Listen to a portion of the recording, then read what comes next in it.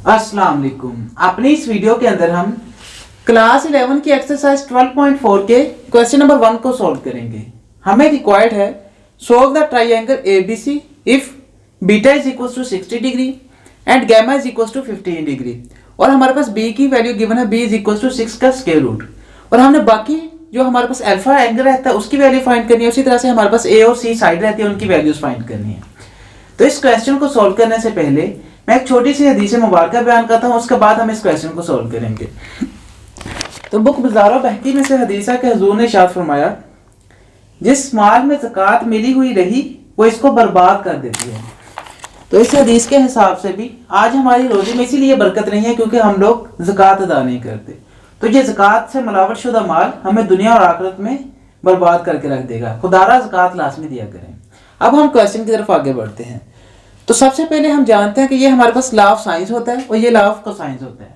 तो ये हमारे पास इस क्वेश्चन के अंदर यूज होने वाले हैं, तो इसलिए इनको मैं एक दफा रिवाइज कर देता हूँ कि लॉ ऑफ साइन हमारे पास तब यूज होता है कि जब हमारे पास एक साइड और दो एंगल्स गिवन हो। जैसे हमारे पास यहाँ पर एक साइड है और दो एंगल्स गिवन हो तो यहाँ पर लॉ ऑफ साइन यूज होगा। और इसी तरह से लॉ ऑफ कोसाइन तब यूज होता है कि जब हमारे पास two sides and one angles हो, मतलब जब दो साइड्स हो हमारे पास और एक एंगल गिवन हो। जैसे यहाँ पर हमारे पास क्या है, हम देख सकते हैं कि यहाँ पर बी और सी दो साइड्स हैं और एक एंगल होता है, इसलिए यहाँ पर लॉ ऑफ कोसाइन का इस्तेमाल होता है।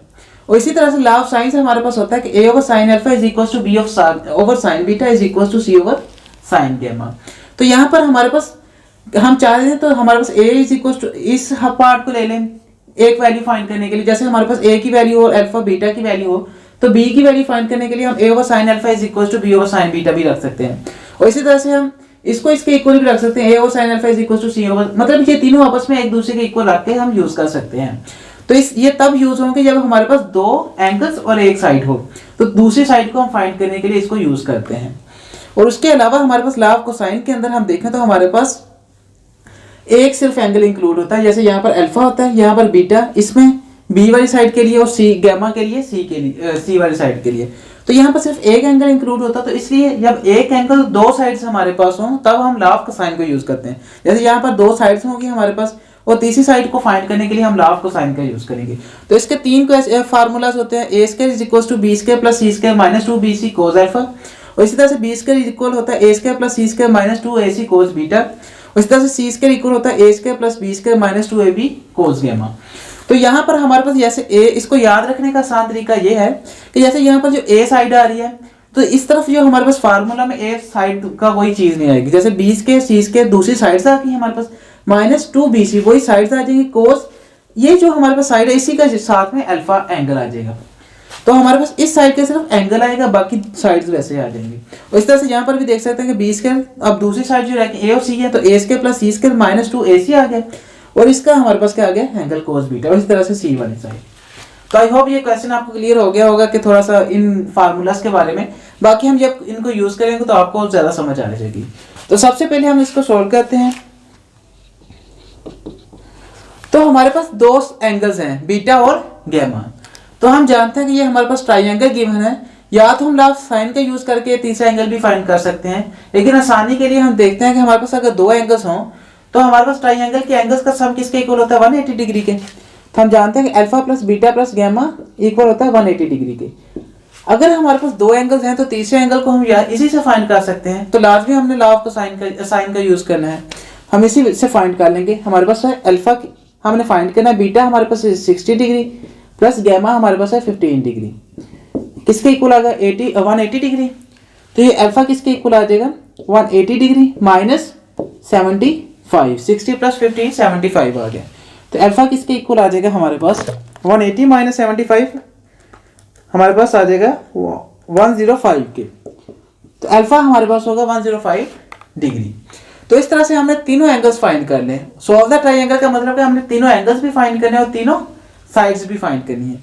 तीनों एंगल्स तो हमने फाइंड कर लिए, इसको लिख लेते हैं कि अल्फा हमारे पास किसके इक्वल आया 105 डिग्री के। अब हम साइड्स को फाइंड करते हैं, लेकिन बी हमारे पास 6 का स्क्वायर रूट, इसको पॉइंट्स में लिख लेते हैं। तो स्क्वायर रूट ऑफ 6 हमारे पास इक्वल होता है 2.44 के। तो इसको हम लिख लें कि ये 2.449 होता है, तो हम इसको 2.45 लिख लेते हैं। चलिए, तो b हमारे पास है 2.45 अब हम दूसरी साइड्स को फाइंड करते हैं। तो अब देखें तो हमारे पास कौन सी फार्मूला यूज होगा साइड्स को फाइंड करने के लिए, लॉ ऑफ साइन यूज होगा या लॉ ऑफ कोसाइन यूज होगा। असल में यहाँ पर हमारे पास दो एंगल्स हैं और सिर्फ एक साइड है, तो इसका मतलब लॉ ऑफ साइंस का यूज करेंगे हम, कि जब हमारे पास एक साइड और दो एंगल्स हो तो लॉ ऑफ साइन यूज होता है। तो क्या बन जाएगा, हमने हमारे पास बी साइड है तो हम बी के साथ ए को रख लेते हैं, जो साइड हमारे पास हो उसको यूज कर लेना, दूसरा उनके साथ किसी को भी रख लें। ए को फाइंड करने के लिए A over sine alpha equals to B over sine beta रख लें, क्योंकि हमारे पास बी भी है, ए को हमने फाइंड करना है, अल्फा और बीटा दोनों ही है। तो ये किसके इक्वल आ जाएगा, ए हमारे पास हमने फाइंड करना है और साइन अल्फा किसके इक्वल आ जाएगा, साइन 105 डिग्री के, और बी हमारे पास है 2.45 ओवर साइन बीटा, और बीटा हमारे पास क्या है 60 डिग्री। तो यहां से ए की वैल्यू हम आसानी से फाइंड कर लेंगे। साइन 105 हमारे पास किसके इक्वल आ गया, ए ओवर 0.965 आ गया, किसके इक्वल आ जाएगा 2.45 डिवाइडेड बाय साइन 60 हमारे पास इक्वल होता है square root of 3 divided by 2 के, जिसको हम लिख सकते हैं 0.866। तो अगर हम 2.45 पे इसको डिवाइड भी कर दें 0.866 को, तो ये क्या बन जाता है ए और इस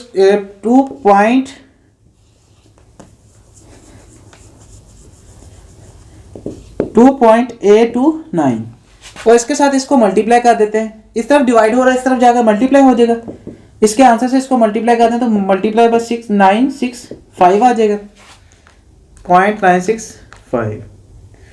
तो ए हमारे पास इक्वल आ गया 2.73 के। तो इस तरह से हमने ए की वैल्यू फाइंड करी, किसके इक्वल आ गया 2.73 के। अब नेक्स्ट हमारे पास सी की वैल्यू रहेगी सिर्फ। अब यहाँ पर हमारे पास दो साइड्स भी गिवन है, दो एंगल्स भी गिवन है। अब चाहे तो हम लॉ ऑफ कोसाइन का यूज कर लें यहाँ पर, या लॉ ऑफ साइंस का भी यूज कर सकते हैं, क्योंकि हमारे पास एक साइड और दो एंगल्स भी हैं, और इसी तरह से हमारे पास दो साइड्स और दो एंगल्स भी हैं और एक एंगल भी है। तो हम दोनों में से जो मर्जी यूज कर लें, लेकिन हम कोशिश करेंगे कि हम लॉ ऑफ साइन का यूज करें, क्योंकि ये आसान होता है इसकी निस्बत हम लॉ ऑफ कोसाइन की निस्बत। हम इसको लॉ ऑफ साइन को अगेन यूज कर लेते हैं, again using by using law of science.